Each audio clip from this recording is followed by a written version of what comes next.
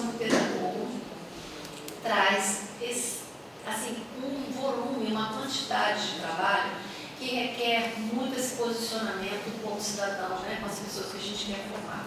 Por quê? São atuações que vão passar por todo o planejamento, o acompanhamento dos processos de desenvolvimento do currículo, a avaliação, pode passar, a formação continuada, a articulação com os equipamentos públicos, que são as políticas públicas articuladas, e os documentos e registros, que também são produzidos e a gente precisa, né, atuar sempre com eles. Pode passar. Fortalecimento da interrupção entre a teoria e prática, de forma que a gente possa repensar sempre a prática. Na reflexão sobre essa prática, a gente vai construindo e produzindo teorias. Pode passar. Demarcar o nosso diálogo com os diferentes áreas de conhecimento, como eu já disse antes, né? A pedagogia requer que a gente esteja conhecendo as bases teóricas e epistemológicas com os atores que a gente já tem pesquisadores e autores clássicos e contemporâneos que nos ajudam a pensar a filosofia, a psicologia, a antropologia, a sociologia. Pode passar. Na direção de que a gente construa a educação como um ato ético. E aí, Bakhtin, nosso referencial no grupo de pesquisa, ele nos ensina que a responsividade ela é necessária em cada ato que a gente tem, considerando que o nosso ato ele está relacionado a um lugar único e irrepetível, onde só eu, do lugar que ocupo, posso fazer. Não há área, não há como responsabilizar outra pessoa por aquilo que eu mesma preciso fazer. Nesse sentido, as concepções que me movem, né, tanto a dialogar aqui com vocês, quanto também ao trabalho como pedagoga, considera, né, a educação como um ato de conhecimento, o direito de todas as pessoas à educação, pode passar, a gestão democrática, a consciência desse conceito de responsabilidade, de heteroglossia com as diferentes vozes, a defesa da autonomia dos professores e da formação como valorização do trabalho docente. Também a concepção de Freire de uma educação libertadora que busca pela criticidade transformar. Pode passar. Sobre o desafio de uma visão interseccional, já está demarcado, né, a importância de que a gente considere os recortes de gênero, etnia, raça, porque nós não somos um grupo homogêneo, e nós precisamos considerar todas essas diversidades, e essa é uma discussão recente na educação, e é um desafio ainda a gente aprender sobre isso. Pode passar. Buscar outras pedagogias possíveis, e aí Paulo Freire também nos ajuda com muitos estudos e inspirações. Pode passar. Deixar um convite a outros diálogos com alguns artigos que a gente tem conseguido escrever sobre a formação inicial e a formação continuada. Ali são dois que a gente conseguiu, mas outras produções a gente vem discutindo essas questões, né, da formação em pedagogia, tanto na formação inicial quanto a atuação na formação continuada. Pode passar um convite para que a gente continue fazendo a defesa da educação, da formação e da educação dos profissionais da educação, aí o site da UFOP, que ainda não entrou, procure entrar, associar-se, participar. A gente fortalece a luta nos movimentos coletivos, né? E por último, só agradecer pela possibilidade desse encontro com vocês.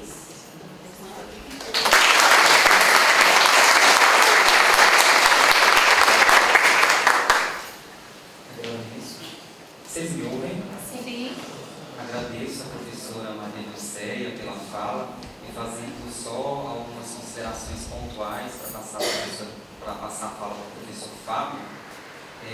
A professora ela traz uma questão, né, da importância da formação sólida, crítica, propositiva nos componentes de maneira geral, mas principalmente de maneira particular na questão do pedagogo. Porque como nós acompanhamos aí, ela falou sobre a atuação do pedagogo nas diferentes etapas e modalidades da educação básica, né? E fecha aí com os processos interseccionais, que é algo que a gente está discutindo muito, né? Então, como o pedagogo atua nessa condução, nessa orientação, né, da prática pedagógica, nessa diversidade que nós temos na escola, né? E aí tem uma frase, né? Não sei onde eu vi essa frase, mas ela me veio à cabeça, que nós precisamos pensar nessa formação, mas pensar em praticar a unidade dentro dessa diversidade. Né? Então, eu acho que traz um panorama e um resumo da fala da professora. E eu já passo ao professor Fábio, para que ele possa conduzir também aí os 20 minutos, né, a proposta de dialogar conosco. Boa noite a todas as pessoas. Assim, é muito bom estar aqui e, como anfitrião e pedagogo, é muito comum a gente discutir educação na pedagogia, né? Assim como é a formação nas diferentes licenciaturas. Né? Lembro-me muito bem de quando trabalhei como professor substituto aqui na universidade, logo que eu entrei no mestrado, e que eu dava aula de didática para os cursos de matemática, ciências sociais e filosofia. E eu tinha um embate muito grande, principalmente com a matemática, pela questão do professor não colocar que este aluno da licenciatura de matemática fosse trabalhar com educação, primeiramente com a matemática. Então ele tornava a aula dele do conhecimento matemático mais importante do que a didática, que faria com que a escola, né, fizesse a composição da aprendizagem. Né? Então, é muito bom conversar com geógrafos, com licenciados em geografia que discutem educação, licenciados em história que discutem educação, matemática que discute a educação. A educação é este campo complexo que a gente atua. Eu vou pedir desculpa a vocês, mas a minha apresentação achei que fosse ficar maravilhosa. Fiz no Canva, porque agora eu estou bem high-tech, mas ela sumiu o que estava destacando as palavras. Quando eu fui olhar agora, não estava. Mas eu vou iniciar com uma frase de Nietzsche, que a arte, ela não é meramente uma representação do mundo, ainda não está ali, tá? Essa daqui eu peguei porque diante disso a gente vai mudando, o currículo também é isso. O inesperado a gente produz uma outra forma para apresentar. Então lembrei desta frase, né, que representa a arte, Nietzsche, que a arte não é meramente uma representação do mundo, mas uma força vital que molda a realidade e a experiência humana. Digo isso porque a minha escolha por fazer essa apresentação, ela vai pelo que eu estava fazendo no final de semana, no show de Gilberto Gil, pensando que eu ia falar neste evento. Então, nesse processo, a cada slide tem uma das músicas que eu ouvi no show e que me traz toda a questão curricular de um currículo que realmente seja um currículo democrático, socialmente referenciado, né, para uma escola socialmente referenciada. Então, quando a Karina, que é quem eu agradeço, essa oportunidade de encontrar a Fernanda, que trabalhou comigo há alguns anos como pedagogo, ela sabe que o meu pensamento é esse pensamento de juntar conhecimentos e não trabalhar com fragmentos, mas produzir uma vida bonita nessa escola na qual eu trabalho, porque eu pretendo transformar a vida das pessoas. Né? Quando eu sei que a minha companheira Fopiana é coordenadora aqui, vice-coordenadora aqui, já foi coordenadora, nós fizemos um evento ano passado, que nos deu dor de cabeça, mas assim, graças a Deus, foi muito bom, essa produção foi muito legal, e o prazer de conhecer a professora Cláudia, né, que já trocamos algumas figurinhas, e os mediadores, né, Lucas e o Hugo, porque o Lucas era da nossa mesa, aí eu saí, tá? Então o Hugo era da outra. Mas assim, é muito bom porque quando você tem esse papel de mediar, você tem que estar atento para fazer essas conexões que produzem o conhecimento neste lugar. Né? A escola, ela precisa ser pensada também como lugar de pesquisa, assim como a universidade, e não ser um observatório ou um laboratório de quem vai se formar na licenciatura. Né? Nós produzimos conhecimento na educação básica referente àquela etapa que nós atendemos. A produção de conhecimento ali não é uma tese de doutorado, mas é a aprendizagem de quem não sabe.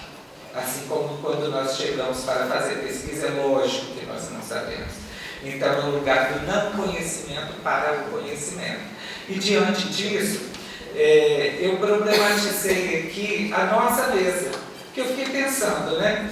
Como podemos debater o currículo escolar e as práticas pedagógicas em distintas realidades se existe um mesmo padrão para todas as realidades?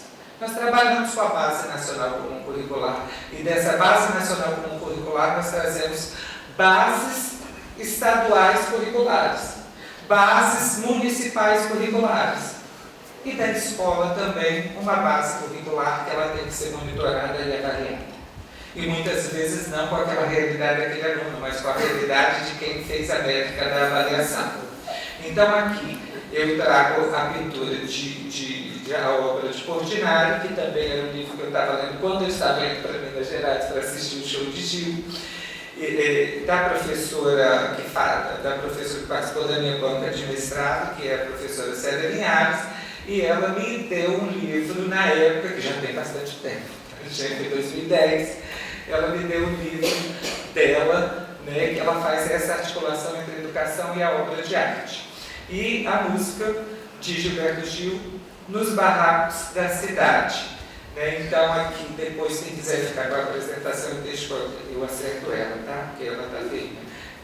Então, que traz essa contextualização no sentido que a gente trabalha o currículo, muitas vezes diferente da vida que a gente está aqui. A vida, ela acontece aqui, acontece na escola, acontece em qualquer lugar. Eu estava me divertindo e, ao mesmo tempo, fazendo o currículo da minha vida.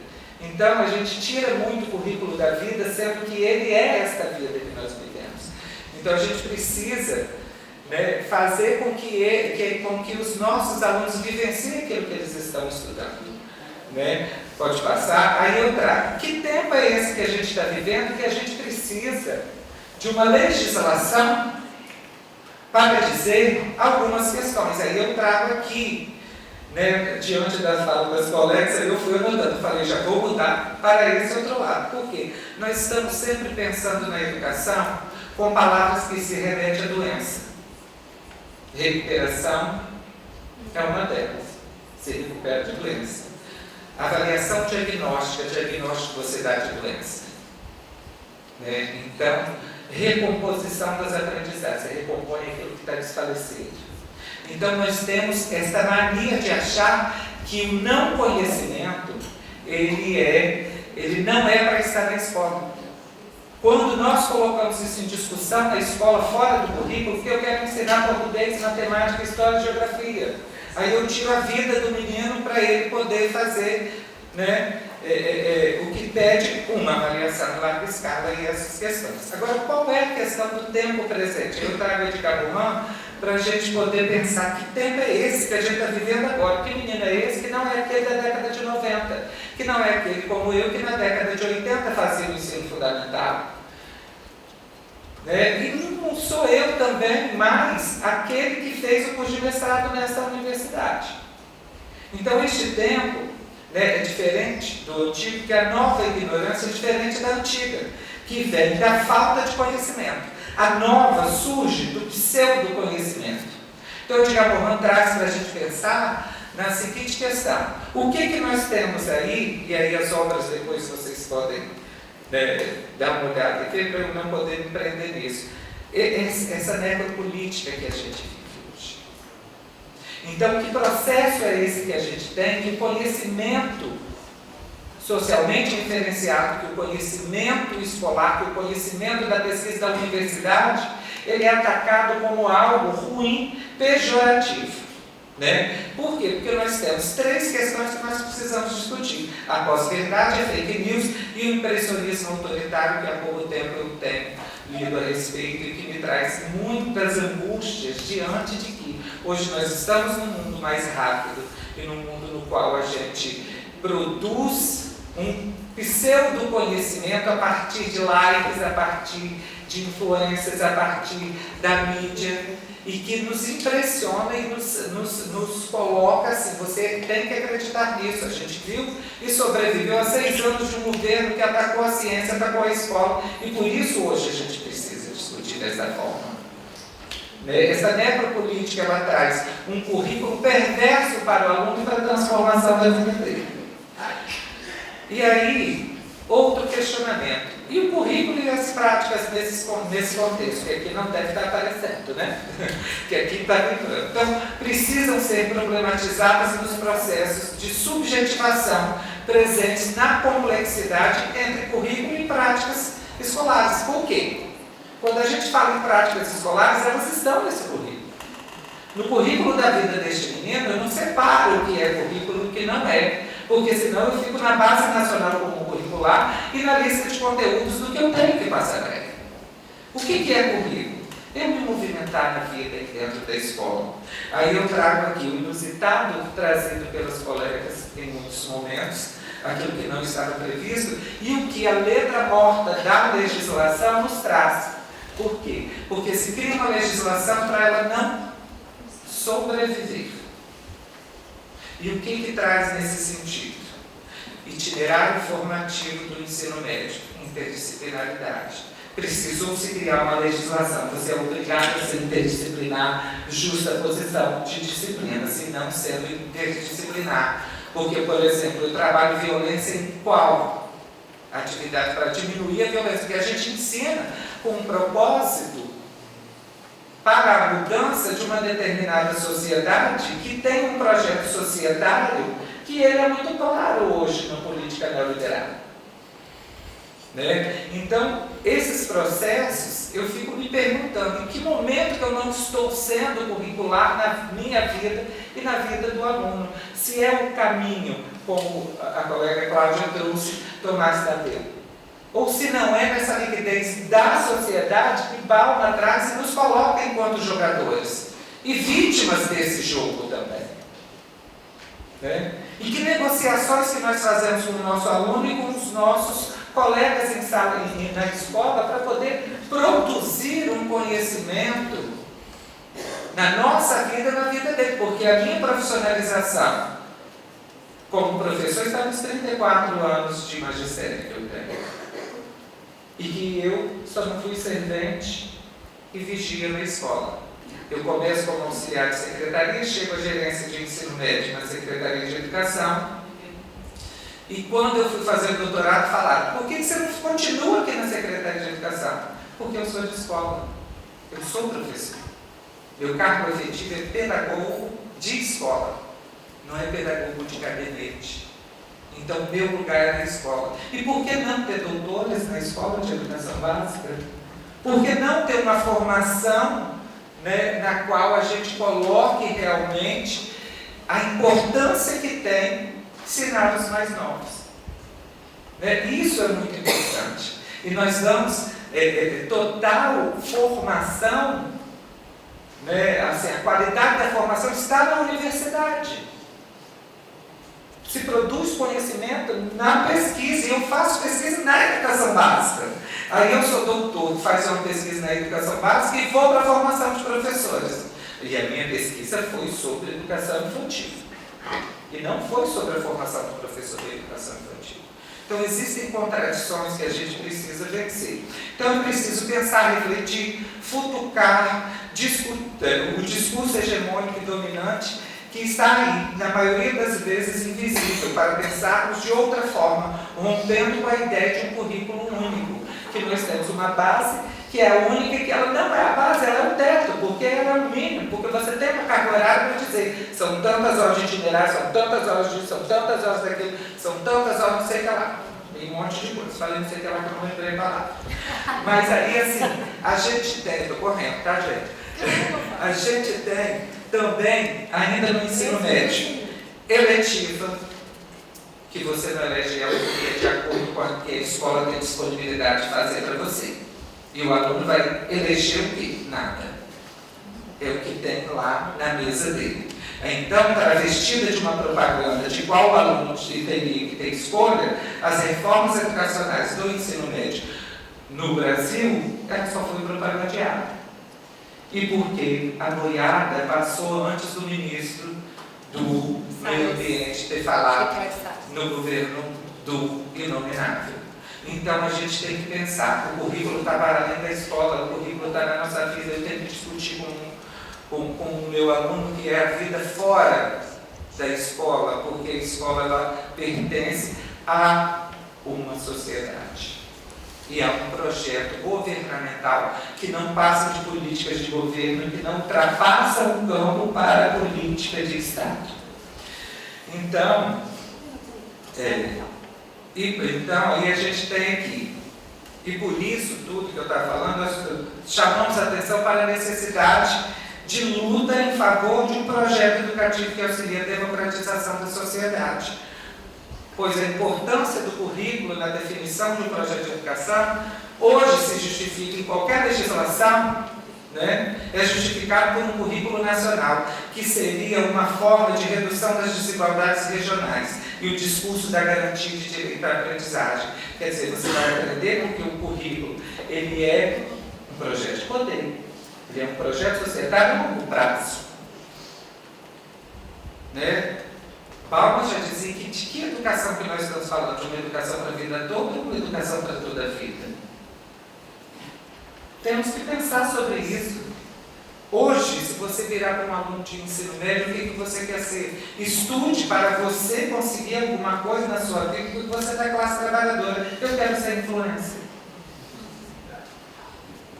A escola já não chama tanto isso. O imediatismo da vida hoje também traz isso para a escola.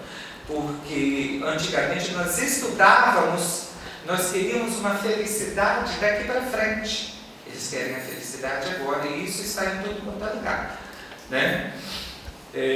Pode passar. Porém, referenciando a incidência desse processo de atuação docente por estabelecer conteúdos prioritários, na maioria dos currículos se coloca, a partir do currículo, vamos priorizar o currículo, como nós temos no Estado do Espírito Santo. RPE, sabe o que é? Rotina Pedagógica Escolar. Ou seja, português e matemática vai estudar isso daqui. Para quê? Para atender a métrica solicitada nas avaliações em larga escala. Me desculpem por termo vulgar, mas é o cachorro, não é o cachorro balançando o rabo, é o rabo balançando o cachorro. Né? A avaliação como processo curricular, ele não acontece. No currículo do Estado está falando que a avaliação faz parte do processo curricular. No entanto, ele serve para o ranqueamento, para dizer aonde eu estou no lugar da educação, na qual eu tenho uma métrica que eu tenho que atender a ela, e não a aprendizagem do aluno. Eu tenho que atender a meta e não o que o aluno aprendeu. Então, com isso, eu crio mecanismos nos quais eu retiro do aluno esse direito de aprendizagem, colocando que isso é uma forma de diminuir as desigualdades, que temos todas, não a econômica ou a social, mas que nós sejamos desiguais, para podermos incluirmos numa sociedade tão diversa, tão diferente, que eu prefiro melhor do que diversa.